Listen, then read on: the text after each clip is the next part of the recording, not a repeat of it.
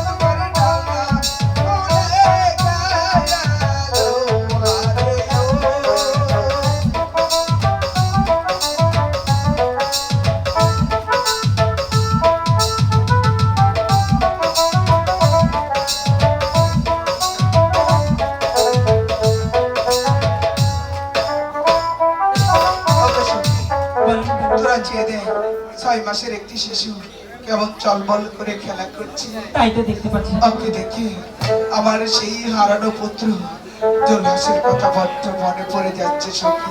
কি বলছেন ওকে আমি করে তুলে নেব, ওকে করে তুলে নিয়ে আমার এই কাঠিতে করা আমি শীতল করবো। ঠিক আছে আপনি ওকে করে তুলে নিন, আর আপনার ওই প্রাকৃত প্রাণ আপনি শীতল করুন রানীমা।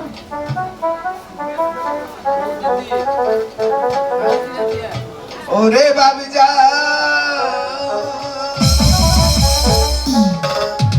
ওরে কোলে বাবু যা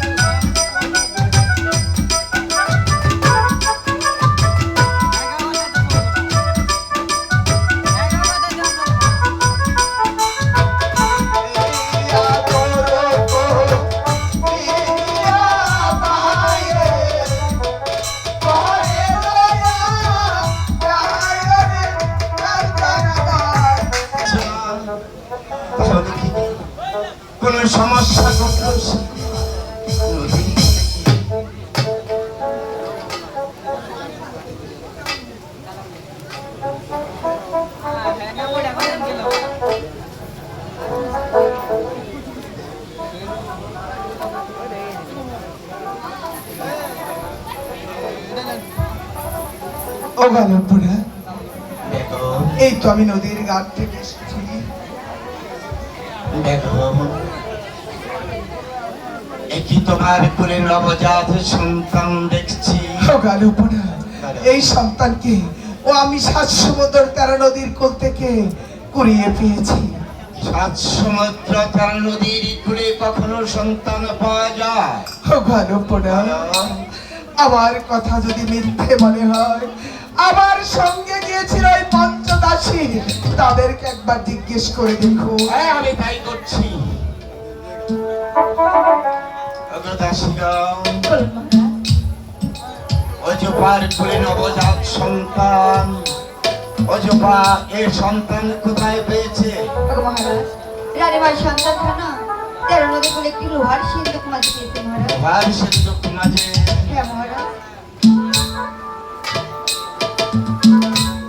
এবার শেষ হলো তো? তোমরা গৃহে চলে যাও। অজপা, হ্যাঁ বলো। আমি না জেনে না শুনে তোমার সঙ্গে কথা বলেছি। এবার বুঝতে পেরেছি যে আল্লাহ নিজে জানে, দ্বিতীয় সে জানে। হ্যাঁ লোপনে, অজপা, হ্যাঁ বলো। যখন 7 সমুদ্র 13 নদীর বুক থেকে লোহার সিন্ধুক হতে ওকে উদ্ধার করেছ, বলো এই সন্তানের নাম কি? আমি ওর নাম রেখেছি কালু। কালু। হ্যাঁ, উত্তম নাম রেখেছ অজপা। আজ থেকে বাবা কালু আমাদের সন্তান হয়ে এই বৈরাটে মানুষ হবে। ঠিক আছে। এই ছেলে বড় হয়ে যেন জানতে না পারে ও আমাদের পালিত সন্তান। অজপা, আমি তোমাকে কথা দিচ্ছি, এই কালু সাহা ভালো হয়ে সুশিক্ষায় শিক্ষিত করে ওকে আমি রাজ সিংহাসনে এই বসাবো। কথা যেন আপনার মনে থাকে। হ্যাঁ, এবার চলুন ওর খাবার দাবারের ব্যবস্থা তাই করি। চলে জোহান।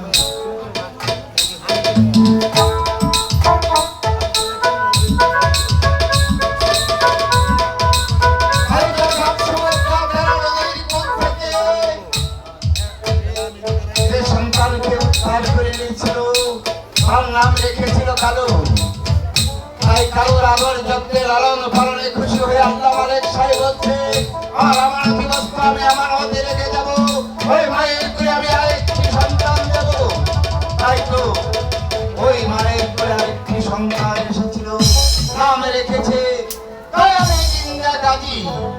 কালু গাজী দুটি ভাই রয়ে এক কথায় বাল্যকালেতে সত্য সিদ্ধি হইলে তো হয়, স্কুলেতে লেখাপড়া করে দুটি ভাই যেমন ভাবে কি রূপে সেই কালোয়ার গাজী সেই পার প্রতি খেলার ক্ষেত্রে মাঠে নেমেছে।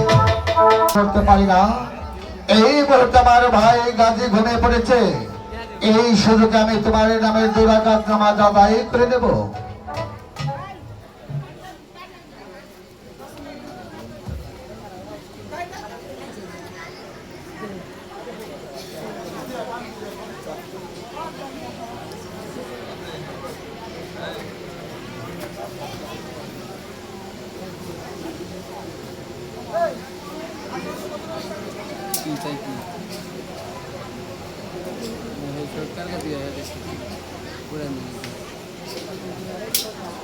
হ্যালো হ্যালো, কি রাত অনেক হয়েছে, হয়তো আমার ভাই কালু ঘুমিয়ে পড়েছে। ওরে ওরে ভাই কালু, কালু ও ভাই কালু, কালু রে, ওরে ভাই। কি আমার ভাই কালু শেরতে পড়ে আছে, তার দেহ মন্ডল মঞ্চবাকি বিভক্ত হয়ে পড়েছে, তার প্রতিটি অঙ্গে শুধু আল্লাহর নাম জিকির করতেছে। তাহলে কি আমার প্রাণের ভাইকে আমি হারিয়ে ফেলেছি? ওরে ওরে ভাই কালু।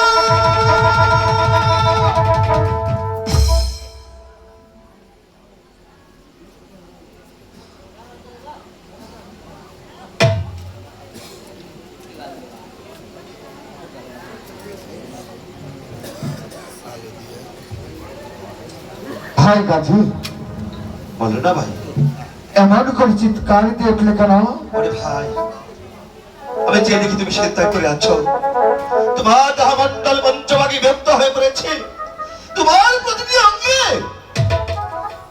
শুধু যে আল্লাহর নাম জিকির করতেছে রে ভাই। তাই তো আমি মনে করেছি আমি বুঝি তোকে আমার জীবন থেকে চিরদিনের জন্য হারিয়ে ফেলেছি রে ভাই। হ্যাঁ ভাই গাজী, যে বস্তু দেখেছো তুমি আমার মাঝে, এই কথা লোক সমাজে তুমি কার কাছে বলবে না? আমাকে কথা দাও। এ কি বলছিস তুই? হ্যাঁ ভাই গাজী। এই কথা কারো কাছে প্রকাশ করবো না। না ভাই। ঠিক আছে ভাই, এই কথা আমি কারো কাছে প্রকাশ করবো না। তবে একটি কথা, বলে ভাই কালু, যে বস্তু তুমি লাভই করেছো, বলো না, বলো না ওই বস্তু তুমি আমাকে দান করবে। ভাই গাজী, এই বস্তু পেতে হলে তোমার জানি কষ্ট করতে হবে। কি করতে হবে? ভাই গাজী, তুমি তো হচ্ছে রাজার পুত্র, তুমি কি পারবে তোমার পিতা মাতার ওই সোনার সিংহাসনে ছেড়ে দিয়ে পথের কাঙ্গাল সাজতে? ওরে ওরে ভাই কালু, আমি পারবো, আমি সব কিছু ছেড়ে কাগাল ছেড়ে দেশকে দেশ ভ্রমণ করতে, তবু যে আবার ওই বস্তু লাভ করতে হবে না ভাই। ভাই ভাই, আর তুমি যদি ওই বস্তু আমাকে দান না করো, তাহলে সারা জীবন মাথা ঠুকে ঠুকে মরবো রে। না, তুমি যদি আমার পরীক্ষায় লাভ করতে পারো, তবেই তোমাকে আমি এই বস্তু দান করব। ভাই গাজী, বলো না ভাই। পাগলের বেশি রাস্তায় হাত দিয়ে ধুলাবালির মাঝে যেখানেই তুমি যে অবস্থায় থাকবে খানা পাবে, ওভাবেই যে তোমার খানা খেতে হবে। কারো কাছে থেকে কখনো জোর করে খানা খাওয়া যাবে না। হ্যাঁ ভাই, আমি বুঝতে পেরেছি। ভাই গাজী রে, বলো না ভাই। তুমি কি পারিবে এই নগর মাঝে আমাকে ভিক্ষে করে দেখাতে? কি বলেছো? হ্যাঁ ভাই গাজী। ভাই কালু রে, আমি তো বাচ্চার ছেলে, আমি বাচ্চার ছেলে হলে কেমন করে নগর নগর ভিক্ষে করবো রে ভাই? মানুষকে আমাকে ভিক্ষে দেবে রে? আমাকে মানুষ তিরস্কার করে বলবে, ওই যে দেখো বাচ্চার ছেলে হয়ে আজ নগর নগরে ভিক্ষে করে বেড়াতেছে। ভাই গাজী রে, এই মানে যদি দিল্লির পরিমাণ অহংকার থাকে, তবে সেই বস্তু কোথাও তুমি লাভ করতে পারবে না। ঠিক আছে ভাই, আমি আপনার কথা প্রস্তুত হয়ে যাবো, আমি আমি ভিক্ষে করতে প্রস্তুত হয়ে যাবো রে ভাই।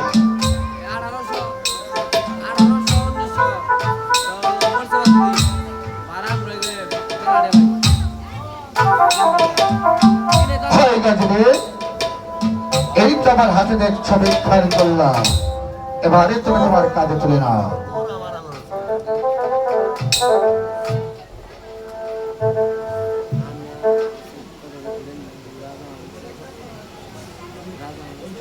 ভাই গাজী রে, বলো না ভাই।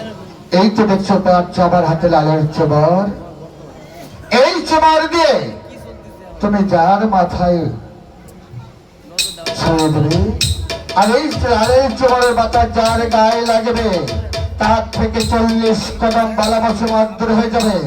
আর যে কিনা